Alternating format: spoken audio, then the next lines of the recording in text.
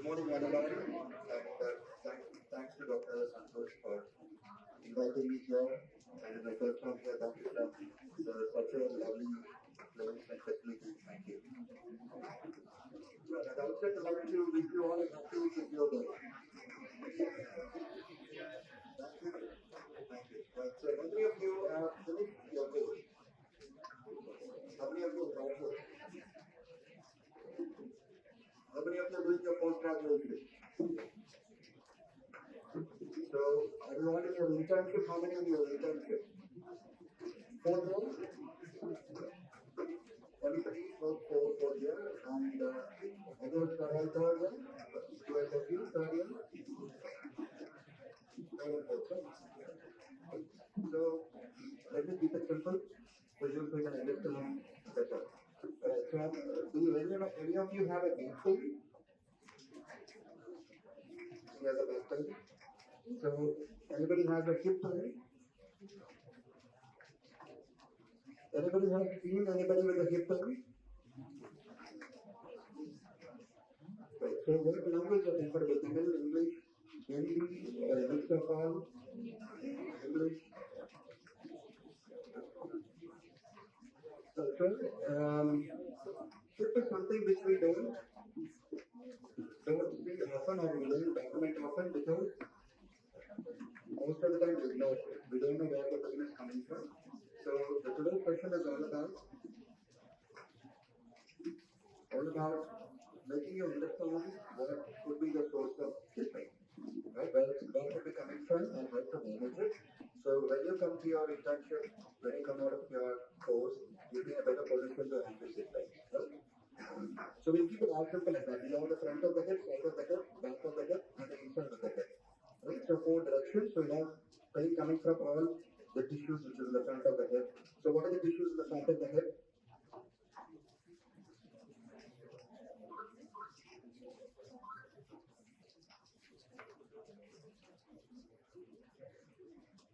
So what I've studied your anatomy, right? So what are the structures in front of your head? What muscle is there? Very good.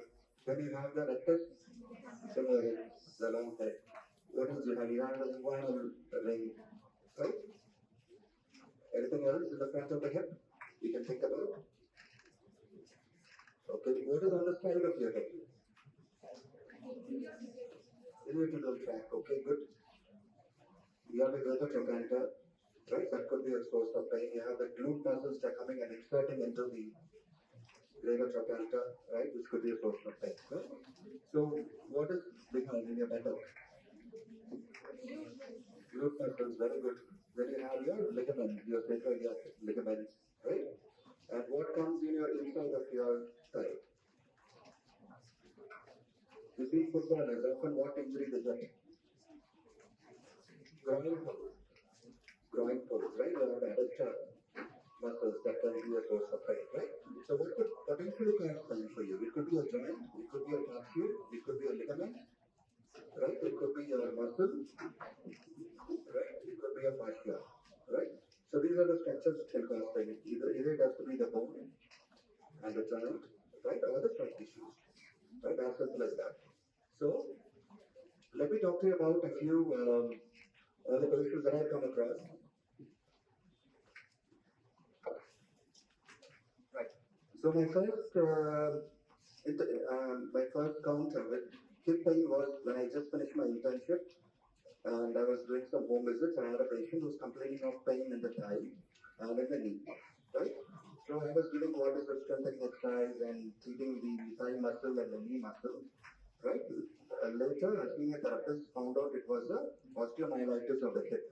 The pain was coming from the hip joint and there was no problem in the thigh or the knee, right? So I was young as you, so I missed it, right? But there was lessons learned. So the that lady, this is about 1998, 9. So after about 26 years, she's undergone a hip replacement now, right? For osteo. She had osteomyelitis, then she had stiffness of the hip, and then so finally she's undergone a hip replacement. So having a understanding about where the pathology could become. Like when I started talking about the hip pain, most of the time we fix the hip pain because we are not aware of it. We don't think it could be the source, right? So it is important for us to know this could be one of the main causes for the hip pain in the front of the head. Right. The second one is the avascular necrosis. Right. You'll come across that a lot. Right. Especially after COVID, people who took steroids. Right. The steroid was advised as the therapy.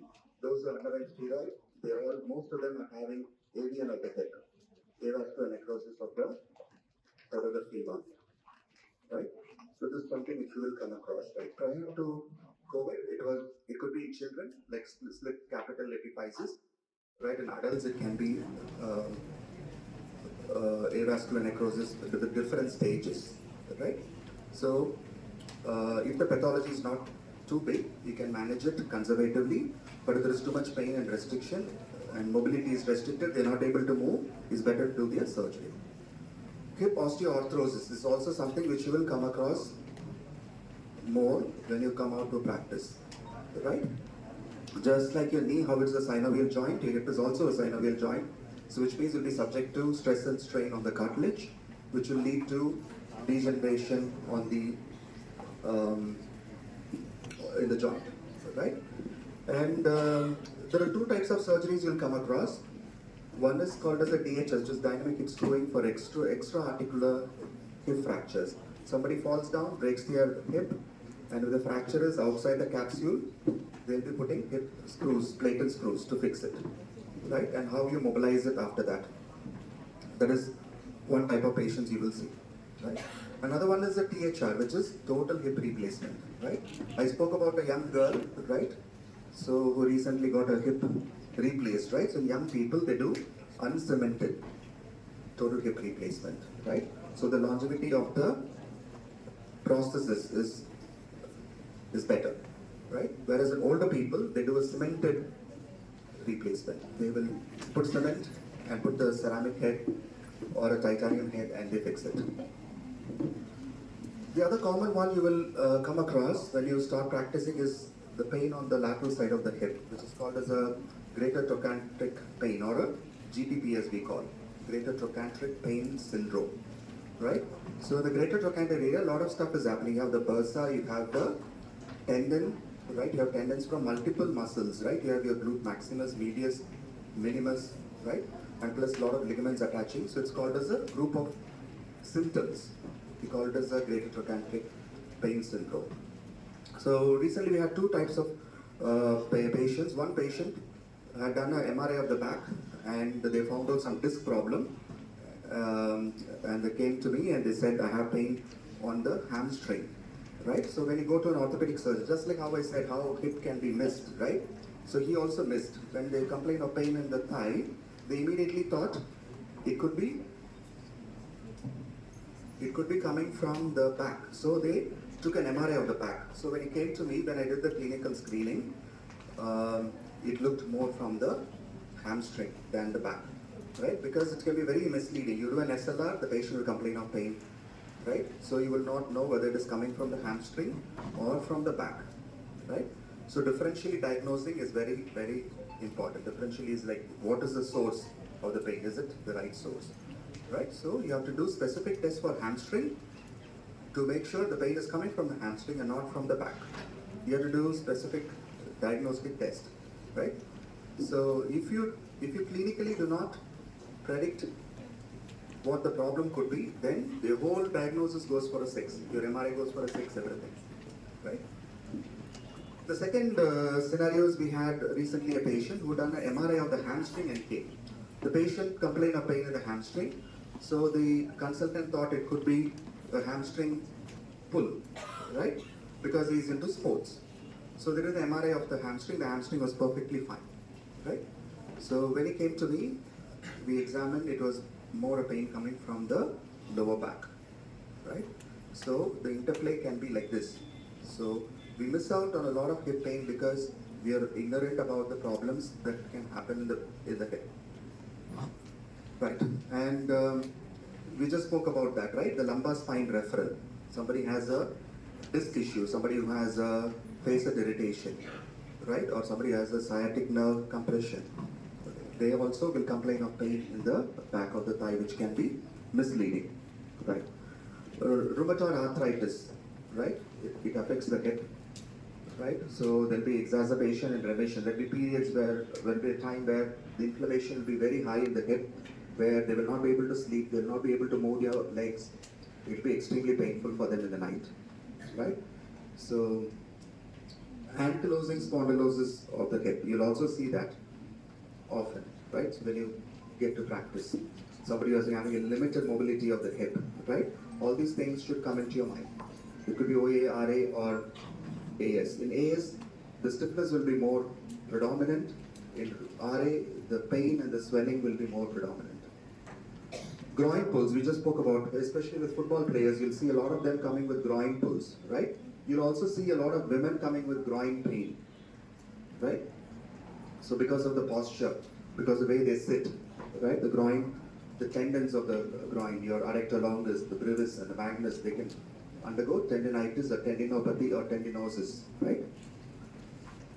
Right, then the rectus femoris tendinopathy. Again, it's called as a footballer's muscle. Why it's a footballer's muscle? So you kick the ball, right? So when you kick the ball, you do hip flexion and knee extension, right? So it's a two-jointed muscle, right? That's again a muscle which is commonly injured in football. Ischial bursitis. We had a 15-year-old boy, school-going boy, who was not able to sit for his exams because he was having a pain in the butt whenever he sat, right? Again, he was misdiagnosed, right, as a coccygeal pain. Coccygeal pain is a tailbone pain which is between the gluteal cleft, but this one is right under your buttocks, right? So unless you listen to the patient carefully, you will miss out on a lot of the problems that happen in the hip, right? So this is my experience, some of my experiences, interesting experiences which I wanted to share with you. Right, so for refreshing, to refresh your anatomy, is very simple, right? It's a acetabulofemoral joint, right? So you have the acetabulum and the femur, you have the neck of femur, right? You have the spherical head, your greater trochanter, which is a source of a lot of muscles coming and attaching. You have the lesser trochanter where you have the iliopsoas coming and attaching, right? And the pubic rami is an attachment for a lot of ligaments, right? Your ischial spine, ischiofemoral ligaments, right?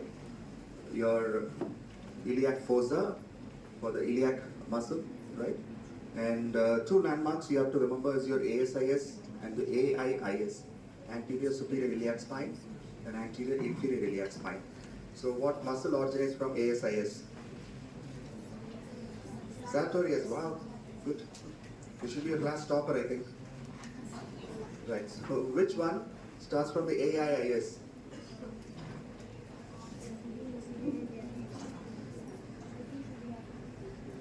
So it's your rectus femoris.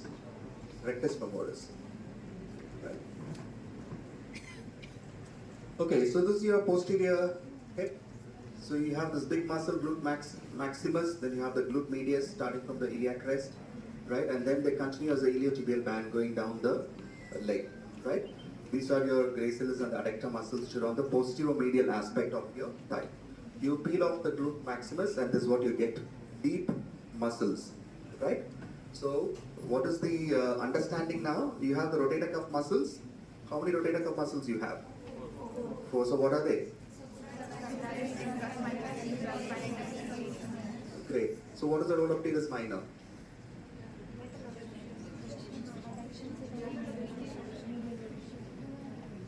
Teres minor is an external rotator. So what is the role of infraspinatus? So this will be always a confusing thing, so you have to keep yourself updated even after you graduate. Yeah, infraspinatus is an external rotator. Subscapular is an internal rotator, right? Supraspinatus is a more a stabilizer and a abductor, right? So like that. So these muscles are like the rotator cuff muscle. You have 6 muscles, right?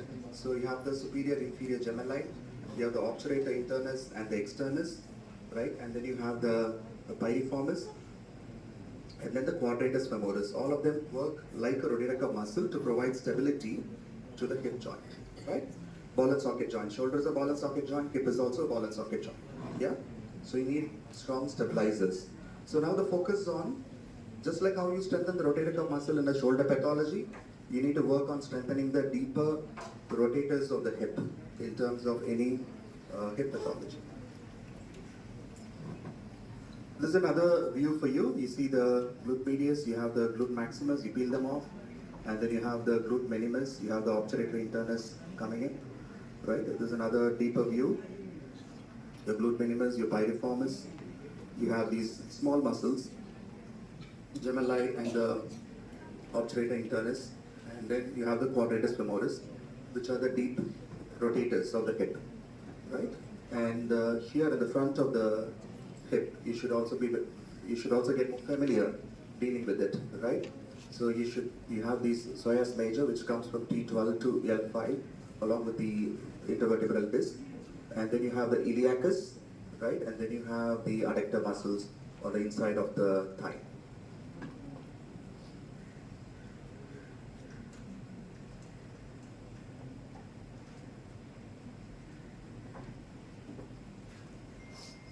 Okay, so I want you to focus on these dotted lines. Somebody with a groin pain, all these dotted lines could be a source of a groin pain, right? Pubic symphysis, where your rectus abdominis comes and inserts, front of the hip, could be a source of your groin pain. You have these adductor muscles, it starts from your pubic rami, that could be a source of your groin pain. Then you have these inguinal ring, that itself could be a cause of groin pain. Plus you also can have the hip arthritis or any problem in the hip can also be a source of the groin pain. And you also get hip pain with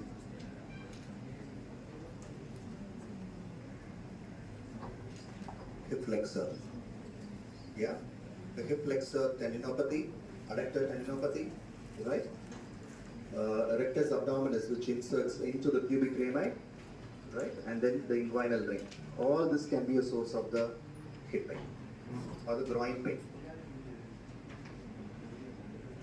Okay, a little more anatomy. You see this Y-shaped ligament, which is the iliofemoral ligament, which provides stability in front of the hip, right? And then you have the pubofemoral ligament, right?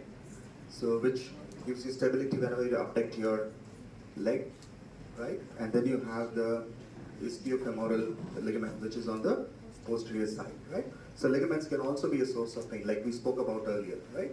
The capsule can be a source of pain. The labrum can be a source of pain.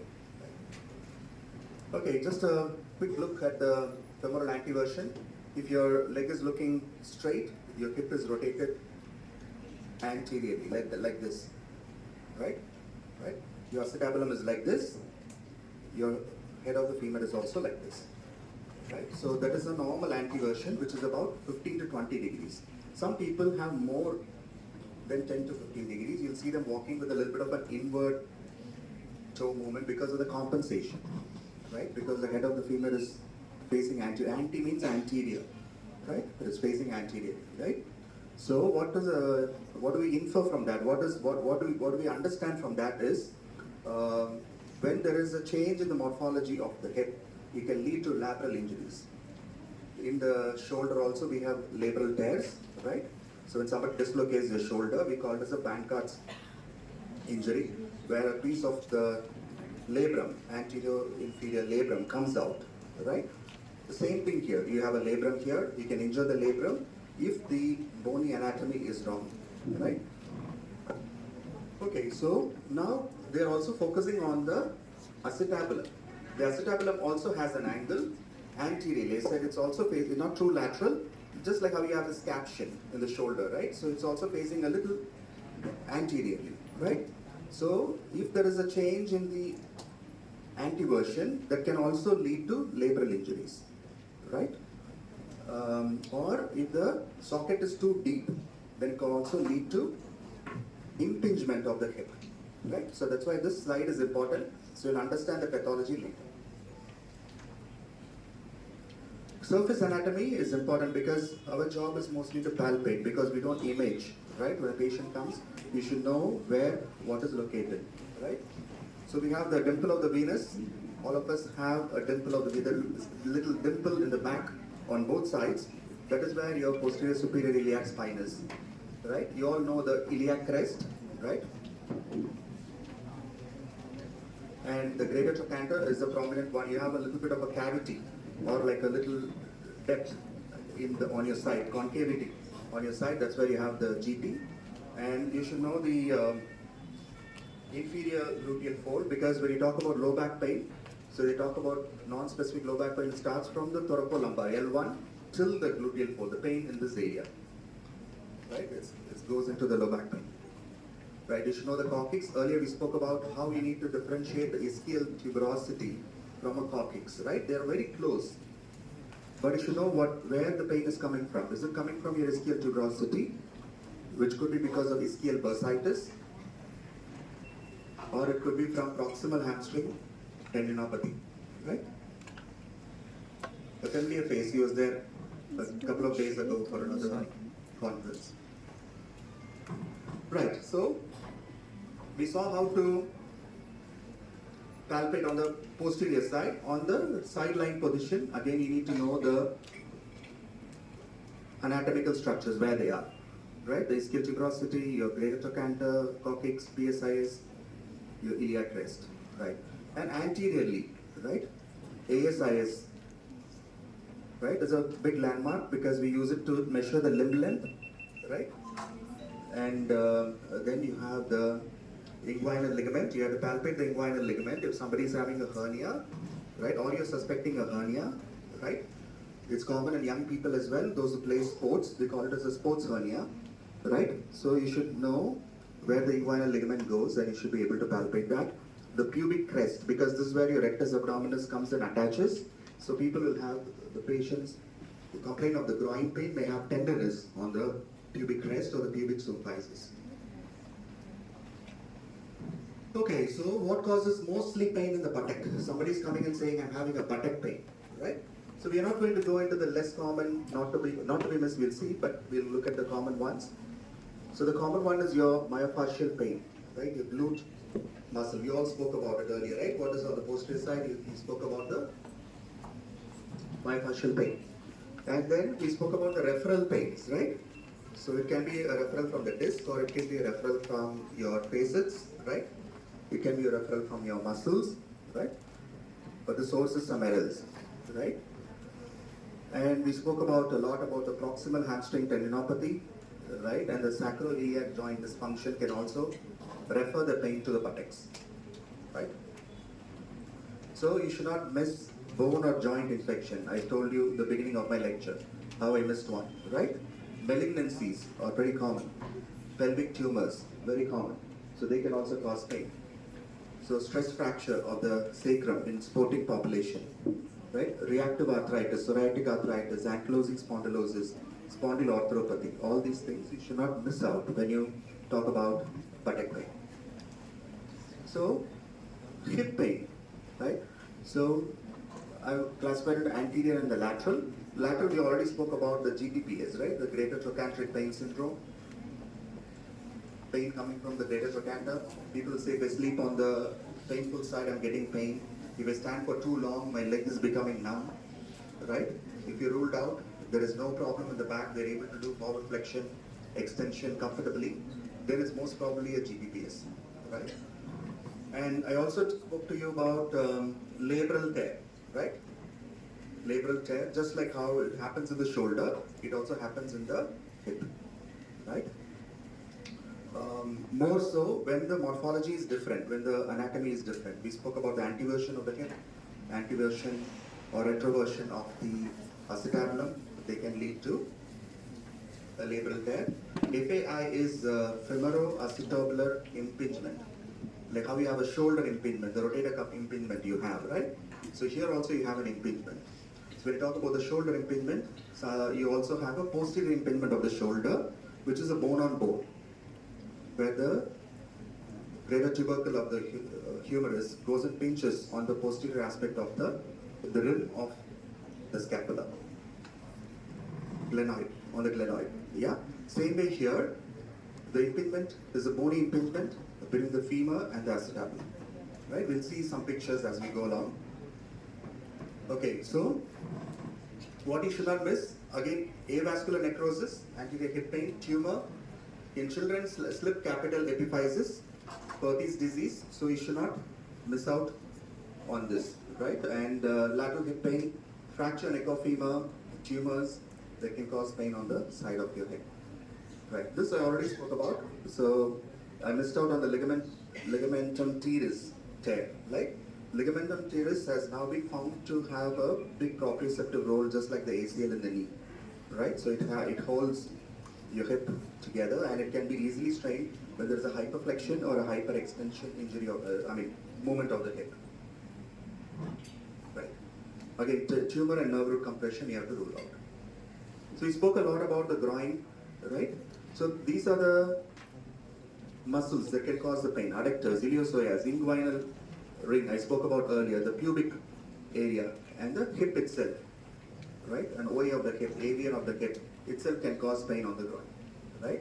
So if it is an adductor, so the pain will be more on the medial side of the groin. If it is a hip flexor, it will be more on the anterior aspect of the groin, right? And if it is a rectus abdominis, right, you'll have it in the pubic area. They call it as osteitis pubis, right? There will be, because of repetitive strain or repetitive running, they might have inflammation in the front of the hip. And then the hip itself. Right, and you should not miss out on the stress fractures, neck of femur fractures, fracture of the pubic rami, right, very common. Acetabular fractures are very common, right, because it's a very soft bone, it's a cancellous bone, people fall and they can break the acetabulum. The pubic rami can be fractured in polo, people who are doing horse riding and playing the golf, they can fall down and they can fracture the pubic rami. You should not miss out the avian, slip capital femoral epiphysis, Perthes disease, arthritis, infections, tumors, right? We spoke about the pelvic tumors, right? So in men, you should not miss out the testicular and the prostate tumors. Okay, just by looking at this picture, you'll know where the problem is. Somebody with a hamstring problem, right? They'll have this kind of a problem, pain area, right? Right under the ischium. Okay, somebody with a SI joint referral on the buttock will have a pain closer to the SI joint, closer to the gluteal cleft. So they're all very, very close. You see this is very inferior, this is little medial, right? Just by looking at the picture where the patient is telling you, you will know whether the source is from the sacroiliac joint or is from the proximal hamstring tendinopathy, right? As with any assessment that you do, you have a static assessment where you make them stand and check. You have a dynamic assessment, make them walk. Functionally, you make them squat, lunge, blind step, and see if anything is provoking the pain. Palpation, we spoke about, we showed you a lot of surface anatomy pictures. You have to do the active movement testing of the lumbar spine to rule out, right? Active movement testing of the hip and passive movement testing of the hip, right? So can we have a volunteer? We can do a quick screening for the back.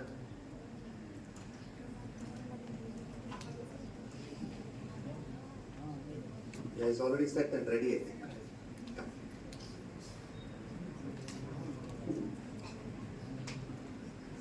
Can somebody hold the mic?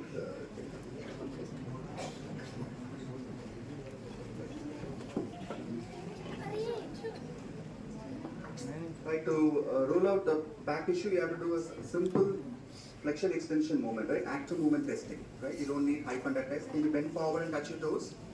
Right. If he complains of pain in the hamstring, radiating down to the back of the thigh and the calf, you have to rule out the hamstring tendinopathy.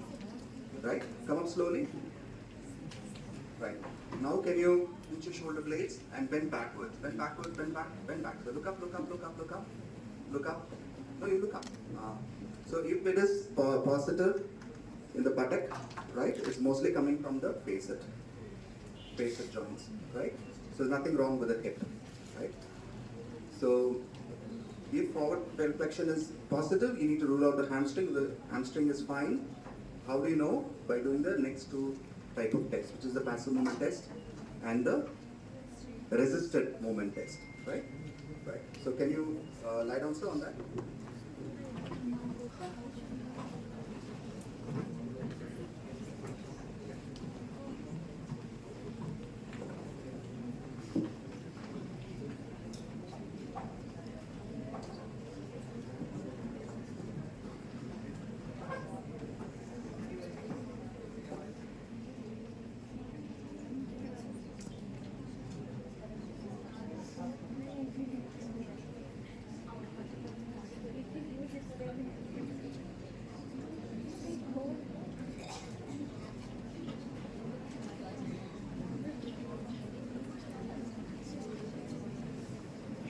Right, so somebody with a hamstring pain, right, when they did the forward bending, like I told you, hamstring is also getting stretched, right?